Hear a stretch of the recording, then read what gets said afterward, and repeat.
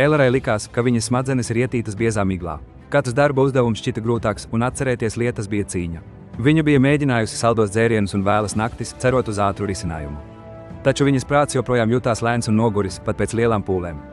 Es vēlos, lai būtu dabisks veids, kā domāt skaidrāk, viņa nopūtās savam draugam Leo. Viņa patiešām ilgojās pēc garīgas asuma un miera. Leo, vienmēr gatavs palīdzēt, ieteica, mana vecmāmiņa Anja zina visu par dabisku dzīvesveidu.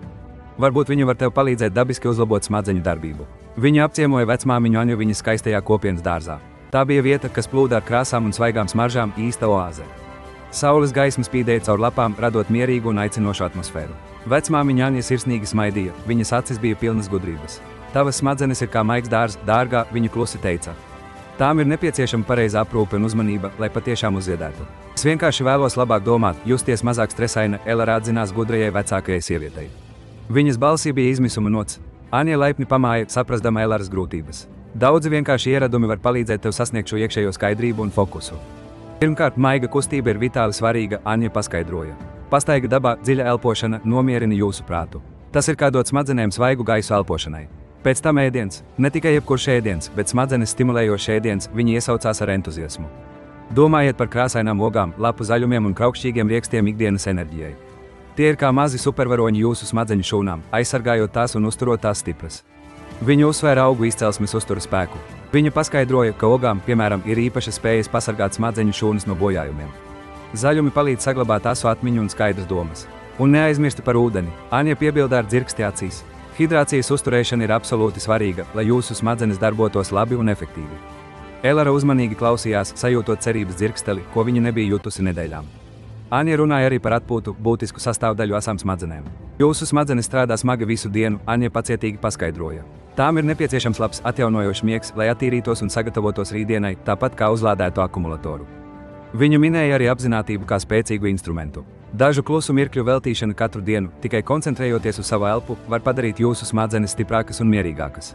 Tas ir kā mazs, atsvaidzinošs atvaļinājums jūsu prātam, kas ļauj tam atjaunoties un pārorientēties, Anja secināja. Elara jutās patiesi iedvesmota. Nākamajās nedēļās Elara ar jaunatklātu apņēmību sāka mainīt savu ikdienu. Pusdienu pārtraukumā viņa pastaigājās parkā, baudot svaigo gaisu. Viņa darbam pakojās salātus ar spinātiem un valriekstiem, aizstājot savas cukura uzkodas ar sauju mēleņu un citiem augļiem.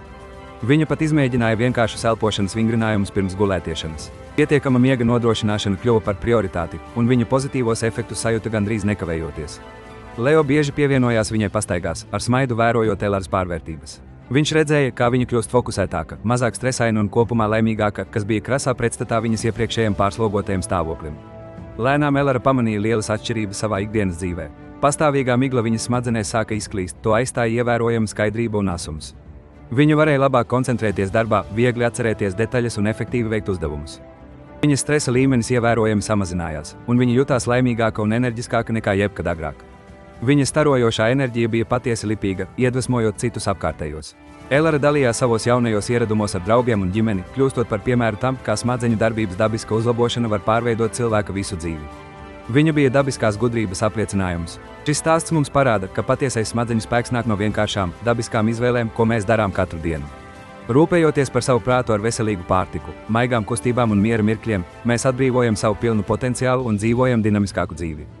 Abonējiet Latvijas Repo, lai saņemtu vairāk iedvesmojošu stāstu un padomu, kā dzīvot savu labāko dzīvi. Nospiediet patīk šim videoklipam, ja tas jums palīdzēja, un komentējiet zemāk savu iecienītāko smadzenes stimulējošo padomu.